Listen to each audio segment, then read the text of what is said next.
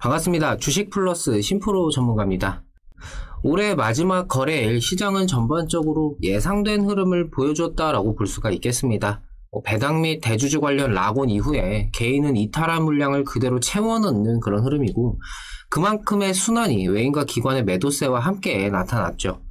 개별 이슈로 인한 움직임을 보인 종목들 외에 반도체나 5G 관련주, 메타버스 및 이 정치 테마 정도의 움직임이 있었고, 전반적으로는 무난한 시장이었던 것 같습니다.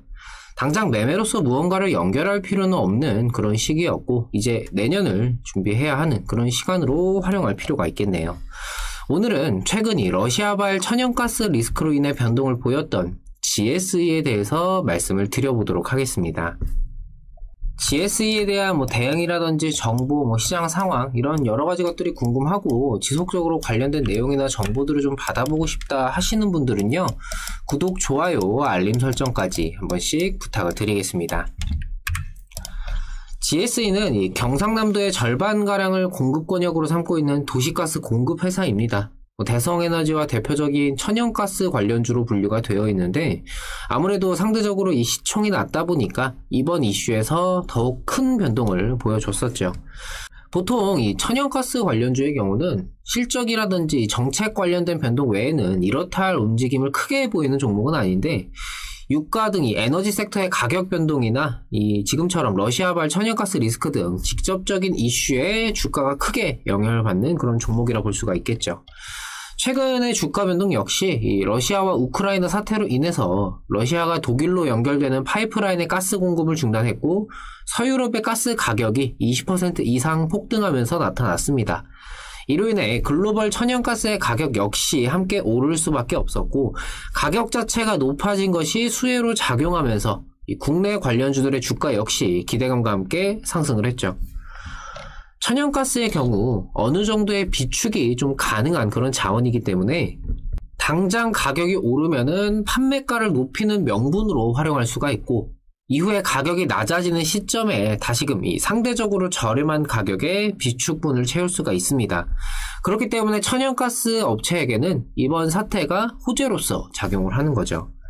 다만 이 비축량을 몇 달, 몇 년 이렇게 둘 수는 없기 때문에 지금의 사태 자체가 상당한 장기화가 이어진다면은 그 의미는 퇴색이 될 수는 있을 겁니다. 하지만 일단 지금으로서는 호재로서 인식이 되는 상황이죠.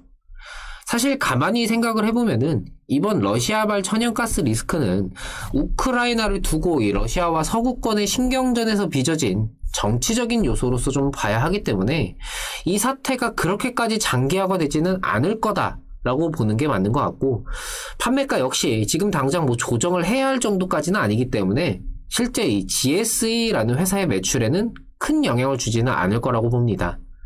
대부분의 주주분들은 상관관계가 명확하게 어떤 상황인지를 이해하고 관련주 매매를 좀 하시기보다는 천연가스 리스크라는 이슈가 터졌고 이후에 관련주가 뭐가 있을까? 이게 관련주네 하면서 진입을 하시는 경우가 좀 있으실 겁니다.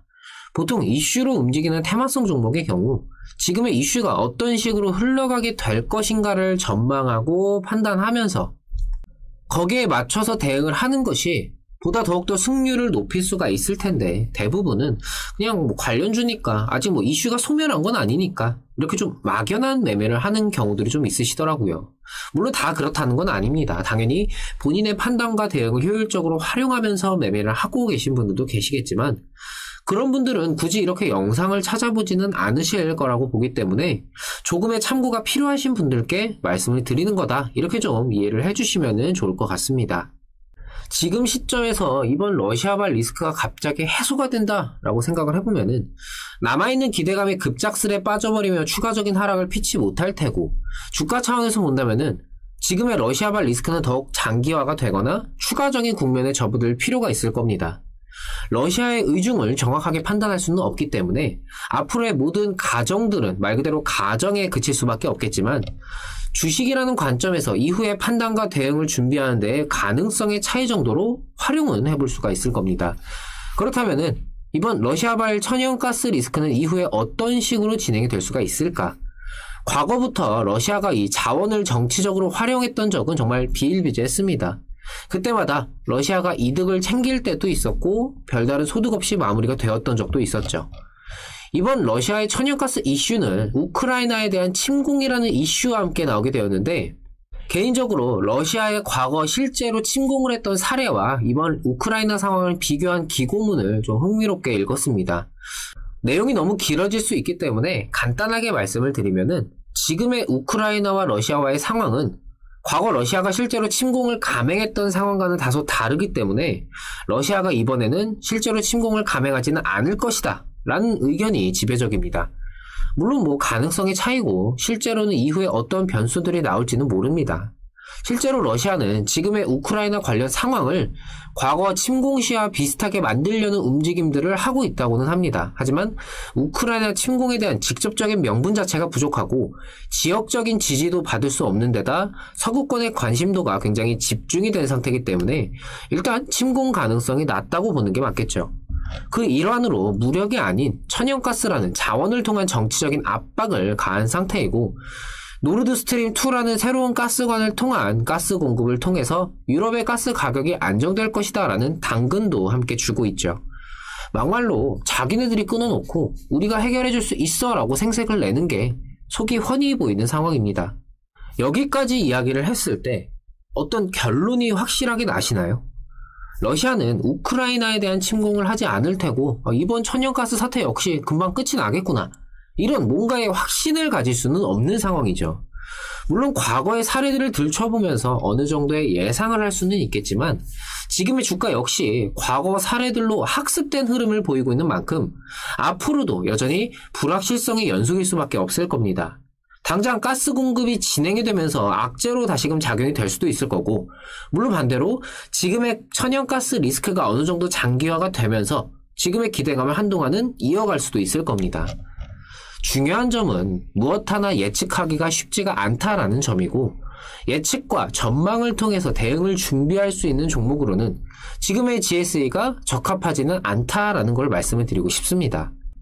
오히려 이런 상승 초기 시점이었다면은 추가적인 기대감을 더 가져봐도 좋겠다, 이런 판단을 내릴 수가 있겠지만 지금 러시아의 천연가스 재공급 이야기가 나왔다라는 것은 개인적으로 일단 협의점을 찾고 있는 정도까지는 도달했다라고 생각이 됩니다.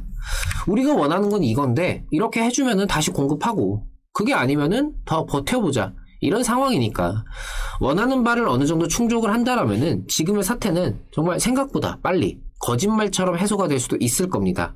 이미 해결할 준비는 다 해놓고 버티고 있는 거니까요.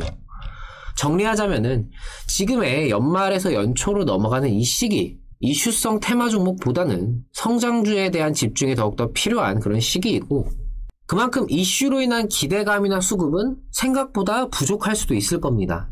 거기에 이미 한 차례 강한 영향을 준 시점이 지나갔고, 이슈의 연결을 크게 기대할 수 없는, 오히려 이슈 소멸로 인해서 주가에 악재로 작용할 가능성도 지금 시점에서는 무시할 수 없는 만큼 결과에 좌지우지되는 종목을 굳이 리스크를 감내하면서까지 들고 갈 필요가 있을까?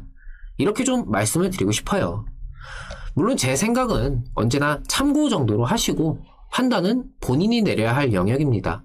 하지만 막연하게 이슈가 터졌고 관련주니까 들고 가야지, 어떻게든 잘 되겠지 라면서 무작정 들고 가는 것보다는 지금의 시장 상황으로 인한 수급이나 기대감의 유입 정도, 관련된 이슈에 대한 여러가지 경우의 수를 미리 두면서 거기에 맞춰서 판단을 하는 것이 훨씬 더 나은 방법이지 않을까요?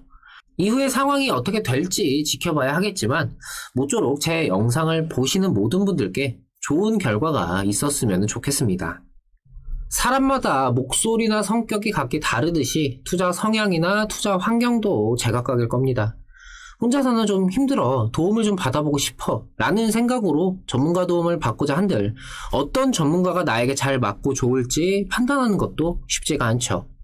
나에게 잘 맞는 전문가를 선택을 해야지만 수익이라는 근본적인 결과부터 거기까지 이르는 일련의 과정들이 편안하고 좋을 수밖에 없을 겁니다. 아무리 잘하는 전문가라고 해도 나와 맞지 않는다면은 수익이라는 결과부터 과정까지 삐그덕거릴 수밖에 없겠죠.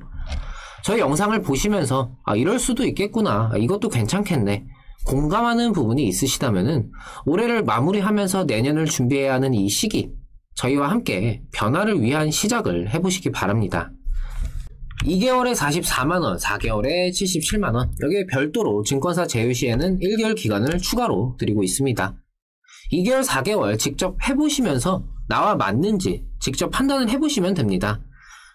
내게 잘 맞는 전문가인지 아닌지 판단하는 그 시간과 비용으로 굉장히 저렴한 수준의 진행을 도와드리고 있고요. 단타 한두 종목만 수익이 나도 충당이 될 수 있는 그 정도의 금액입니다. 내가 혼자서도 수익 잘 내고 주식하면서 나는 뭐 고민 같은 거 없어, 걱정 같은 거 없어 하신다면은 전문가가 필요치 않을 수도 있습니다. 하지만 손실도 손실인데 주식이라는 것 자체를 내가 앞으로 어떻게 해나가야 될지 자체를 모른다면은 이번 기회에 변화를 한번 시도를 해보셨으면 좋겠습니다. 변화를 두려워해서는 앞으로 나아갈 수 없습니다. 내 계좌, 내 매매에 대한 중요성을 한번 생각을 해보셨으면 좋겠네요. 하단에 있는 010-775-2362 이 번호로 본인의 성함만 문자 남겨주세요. 문자 남겨주시면은 저희가 직접 연락드려서 상담 도와드리도록 하겠습니다. 저희와 편하게 말씀을 나눠보시고 나서 저희와 함께 새로운 출발 해보셨으면 좋겠네요. 올해 마지막 거래일이 끝났습니다. 새해에는 정말 좋은 일만 가득 하셨으면 좋겠고요. 연말 마무리 잘 하시기 바랍니다. 저는 또 좋은 내용들로 다시 찾아뵙도록 하겠습니다. 오늘도 시청해주셔서 감사합니다. 고맙습니다.